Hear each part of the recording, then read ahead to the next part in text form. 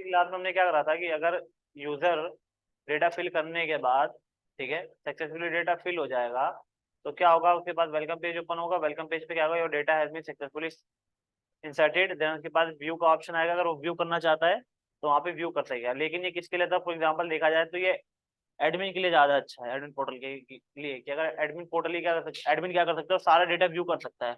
लेकिन जो specific user है वो सिर्फ अपना ही तो डेटा देखेगा, वो सारा डेटा थोड़ी ना देख सकता है।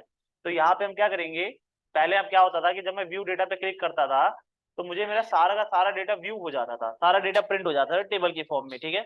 बट अब मुझे क्या करना है कि अब मैं जब क्लिक करूँ, यूजर क्लिक करे तो उसको सिर्फ उसी का डेटा शो हो जो उसने जो डेटा एंटर करा हुआ है, लाइक आईडी हो, नेम हो, मेल हो, एज हो, फोटो हो, एक्स वाई जेड जो भी उसने एंटर करा हो, उसको वो डेटा उसका मिल जाए, उसको सारा डेटा ना मिले। तो दैट मीन्स पहले हमारा किसके लिए था, एडमिन के लिए था कि क्लिक करते उसको सारा डेटा मिल जाएगा। लेकिन अब हम बनाएंगे किसके लिए, यूजर के लिए। तो यहाँ पे क्या होगा,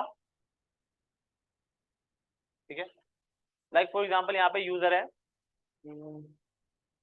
जैसे व्यू डेटा पे क्लिक करेगा यूजर, व्यू डेटा पे क्लिक करते किस पे चला जाएगा, व्यू डॉट जीएसपी पे, ठीक है। तो आएगा व्यू डॉट जेएसपी पे। व्यू डॉट जेएसपी पे क्या होगा, हम उसको उसका स्पेसिफिक डेटा प्रिंट कराएंगे। लाइक यहाँ पे लिखेंगे वेयर, लाइक हमने हमने पिछली क्लास में कौन कौन से सेक्शन रखे थे, आईडी नेम मेल, तो यहाँ पे हम रख देते हैं मेल, ठीक है। अब यहाँ पे देखो, यहाँ पे मैं अगर मेल डाल दूं तो मेरी एक ऐसी क्वेरी हो जाएगी, स्टैटिक क्वेरी हो जाएगी, हमेशा यही डेटा रहेगा। अब मुझे यहाँ पे क्या करना है, डायनेमिक क्वेरी। तो हम क्या यूज करेंगे अपना, प्रिपेयर्ड स्टेटमेंट, ठीक है। क्या यूज करेंगे अपना, प्रिपेयर्ड स्टेटमेंट, ओके। तो यहाँ पे मैं यूज कर रहा हूँ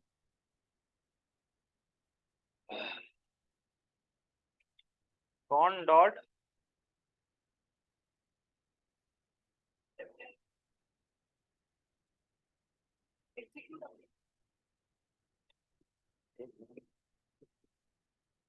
कॉन डॉट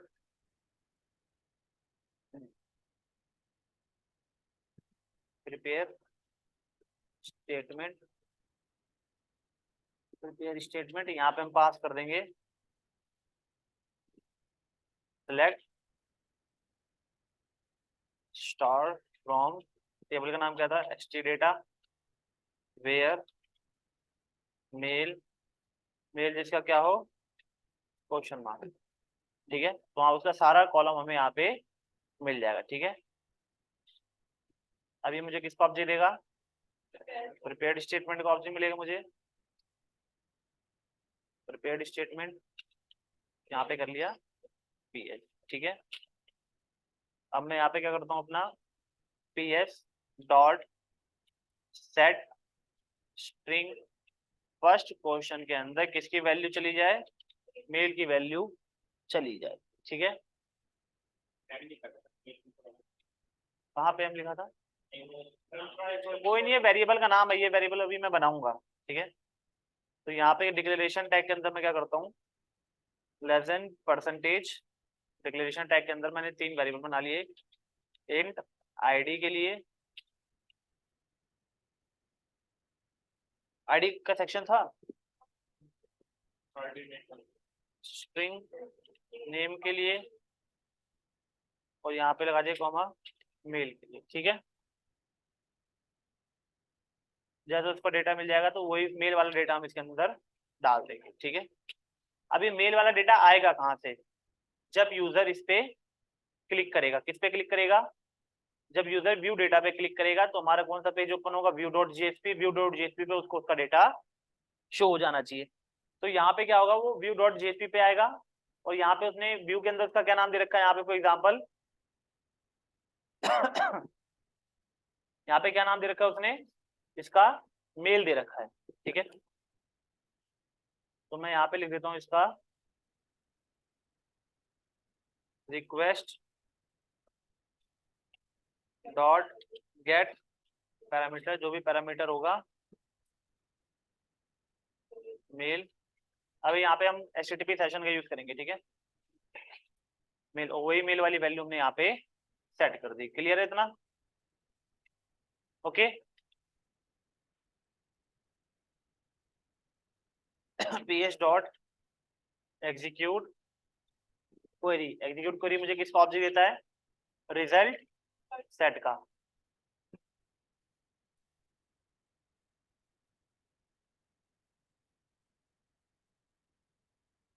दिव्यांशु देखो तो कुछ समझ में नहीं आ रहा होगा। Result set. अब यहाँ पे मैं लूप लगाऊंगा ताकि मेरे कर्सर आगे मूव हो। वाइल rs डॉट नेक्स्ट, अगर नेक्स्ट रो उसको मिलती रहेगी, बुलियन वैल्यू मिलती रहेगी, तो दैट मीन हमारा लूप चलता रहेगा। और लूप में हम क्या करेंगे, rs dot get in, get in में हम फर्स्ट कॉलम का डेटा गेट करके किसके अंदर स्टोर करवा देंगे, आईडी के अंदर हम उसका स्टोर करवा देंगे। ठीक है, same as it is name के अंदर हम नेक्स्ट लाइन पे वो करता है, कर्सर हमारा नेक्स्ट लाइन पे लेके जाएगा ना, तो नेक्स्ट लाइन की जो भी रो होगी उसको प्रिंट करेगा। नेक्स्ट लाइन में तो हमें पर्टिकुलर डेटा चाहिए, तो एक ही row में। तो क्या पता उस मेल से मल्टीपल बंदे हो तो कर्सर तो आगे मूव करवाओगे ना। जैसे फॉर एग्जांपल मेरे कर्सर यहाँ पे हो, यहाँ पे मेरा डेटा पड़ा हुआ है, तो एक कर्सर मुझे यहाँ से यहाँ पे लेके आना पड़ेगा, और तभी ये वाली रो एक्सेस कर पाएगा। ठीक है, तो सेम वही एग्जांपल समझो कि जो मेरा डेटा है वो यहाँ पे पड़ा हुआ है, और जो मेरा कर्सर है यहाँ पे है, बट जैसे ही मैं rs डॉट नेक्स्ट करूंगा तो कर्सर ऑटोमेटिक यहाँ से मेरा यहाँ पे आ जाएगा, कहेगा नेक्स्ट रो है, हाँ रो है, तो कंडीशन ट्रू, कंडीशन ट्रू होते ही जो इसकी भी डेटा गेट इनका जो भी डेटा होगा आईडी के अंदर आ जाएगा।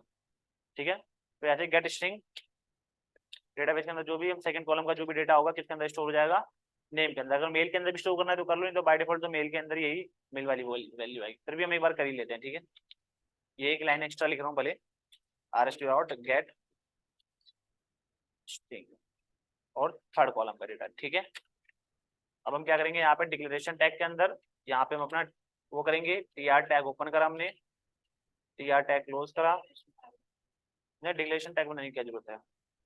टैग के अंदर क्या आता है, td आता है, एक td हो गया,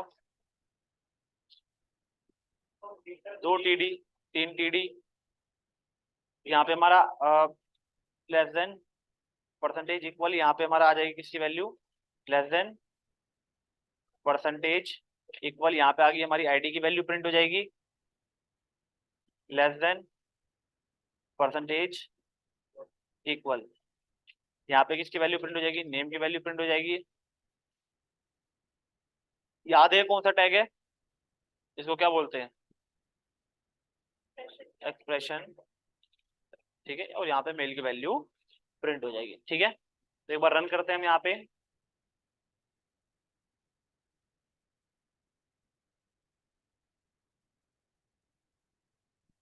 लाइक फॉर एग्जांपल मैं क्या करता हूँ, बार बार डेटा इंसर्ट कर ही लेते हैं एक बार।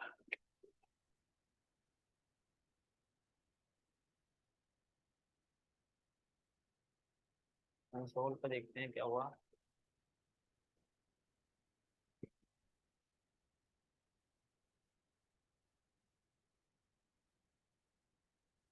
यहाँ पे मैंने आईडी डालता हूँ 888, यहाँ पे मैंने डाल दिया यहाँ पे ABC मेल abc@gmail.com, और जैसे यहाँ पे एंटर मारा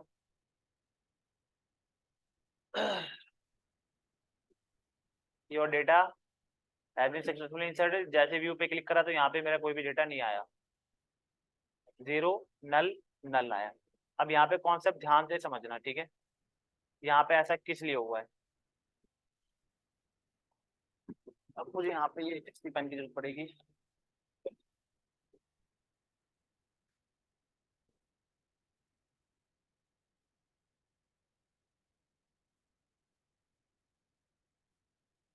ठीक है, ये मेरा कौन सा पेज था, इंडेक्स वाला। ठीक है, यहाँ से रिक्वेस्ट किसके पास गई, रिक्वेस्ट गई, रिक्वेस्ट के अंदर प्लस प्लस क्या गया, आईडी गया, नेम गया और मेल गया। समझ में आया, किसके पास गया ये, किसके पास गया हमारा, नहीं वेलकम पे थोड़ी ना गया डेटा, हमारा व्यू पे थोड़ी ना गया है, सुनील पे गया डेटा, सुनील पे गया डेटा, सुनील पे जाके स्टोर हो गया, स्टोर होने के बाद वो फिर वेलकम पे गया है। ठीक है, तो जो डेटा है मेरा, यहाँ से जो डेटा गया मेरा किसके पास गया, सुनील, सुनील के पास, सुनील के पास डेटा यहाँ पे क्या हुआ, डेटा गया, डेटाबेस के जाने के बाद डेटा इंसर्ट हो गया, डेटा इंसर्ट होने के बाद ऑटोमेटिक मेरा रिक्वेस्ट जाके मेरी एक नया पेज ओपन हो गया, नया पेज ओपन हो गया। इस पेज का क्या नाम था, welcome dot JSP. Welcome dot JSP से जैसे ही मैंने लिंक पे क्लिक करा व्यू वाले पे, व्यू डेटा पे, मतलब ये लिंक था मेरा, लिंक से मैंने भेजा तो मैं एक नया न्यू पेज की रिक्वेस्ट भेज रहा हूँ। न्यू पेज की क्या भेज रहा हूँ? रिक्वेस्ट भेज रहा हूँ। किसके लिए भेज रहा हूँ? व्यू वाले के लिए। किसके लिए? व्यू वाले के लिए। ये रिक्वेस्ट भेज रहा हूँ, रिक्वेस्ट के साथ कोई डेटा भेज रहा हूँ? नहीं। जब मैं डेटा भेज ही नहीं रहा तो मैं यहाँ पे व्यू वाले के अंदर मैं कौन सा डेटा गेट कर रहा हूँ? मेल का। बट मेल में तो कोई डेटा आ ही नहीं रहा यहाँ पे, ये तो खाली रिक्वेस्ट आ रही है एक पेज की। रिक्वेस्ट के साथ कोई डेटा आ रहा है यहाँ पे? ये जो रिक्वेस्ट आ रही है व्यू पे, जैसे व्यू डेटा पे क्लिक करा, व्यू डेटा पे क्लिक करते रिक्वेस्ट जा रही है व्यू डॉट जेएसपी वाले पे, तो रिक्वेस्ट के साथ साथ कोई डेटा जा रहा है? नहीं। तो फिर मैं यहाँ पे कौन सा डेटा गेट कर रहा हूँ? तब अब हमारा यहाँ पे यूज आएगा सेशन ट्रैकिंग का। ओके, तो session track,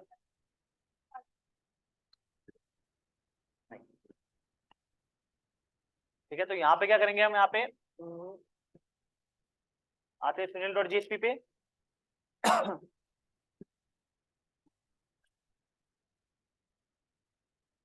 Sunil dot JSP पे हम क्या करेंगे? यहाँ पे रिस्पॉन्स, सॉरी, हमें यहाँ पे क्या होता है, जेएसपी के अंदर बाय डिफॉल्ट एक ऑब्जेक्ट मिलता है, उस ऑब्जेक्ट का क्या नाम है?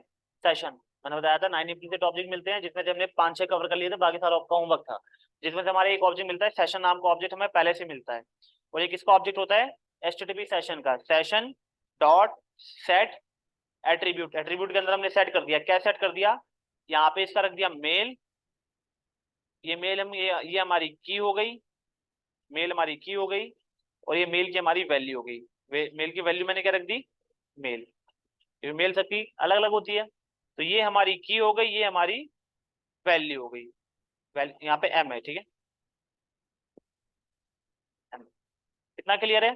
तो अब मुझे यहाँ पे क्या करना पड़ेगा? व्यू डॉट जेएसपी पे यहाँ पे सीधा मुझे सेशन को गेट करना पड़ेगा। तो सेशन का ऑब्जेक्ट तो मुझे बाय डिफॉल्ट मिलता ही है, तो गेट करने की क्या जरूरत है? यहाँ पे लिखूँ session dot get, get attribute. Attribute के अंदर मैं की पास कर दूंगा, तो की क्या रखा था मैंने? मेल। और इसकी वैल्यू मुझे मिल जाएगी, तो वैल्यू किसके अंदर स्टोर करवा लूंगा मैं? मेल नाम के वेरिएबल के अंदर। और वही मेल नाम का जो, अब देखो यहाँ पे जो गेट एट्रीब्यूट नाम का मेथड है, ये मुझे स्ट्रिंग टाइप की वैल्यू नहीं देता। यहाँ देखो मेल, जो मेरा मेल नाम का वेरिएबल है, किस टाइप का वेरिएबल है? स्ट्रिंग टाइप का। बट ये जो मुझे वैल्यू है, ये ऑब्जेक्ट टाइप की वैल्यू देता है। तो इसलिए मुझे इसको टाइप कास्ट करना पड़ेगा किसमें? स्ट्रिंग में। एक यहाँ पे समझो, यहाँ पे ऑब्जेक्ट है और यहाँ पे स्ट्रिंग है, क्या दोनों इक्वल है? नहीं है। एक यहाँ पे स्ट्रिंग आ रहा है, यहाँ पे ऑब्जेक्ट आ रहा है, दोनों इक्वल नहीं है। तो मुझे मतलब कि यहाँ पे भी स्ट्रिंग है तो यहाँ पे भी स्ट्रिंग बनाना पड़ेगा। तो इसलिए मुझे इस ऑब्जेक्ट को किस में टाइप कास्ट करना पड़ेगा? स्ट्रिंग के अंदर। एरर गया? तो बस वही नेम नाम का वेरिएबल मैंने यहाँ पे पास कर रखा है, क्योंकि अब उसको वैल्यू मिल जाएगी। समझ में आ गया? यहाँ पे मैं राइट क्लिक करके run as, run on server, यहाँ पे वैल्यू समझ लो, मैं आईडी कुछ भी देता हूँ, नाम यहाँ पे मैंने दे दिया, और यहाँ पे मेल दे देता हूँ @p@gmail.com।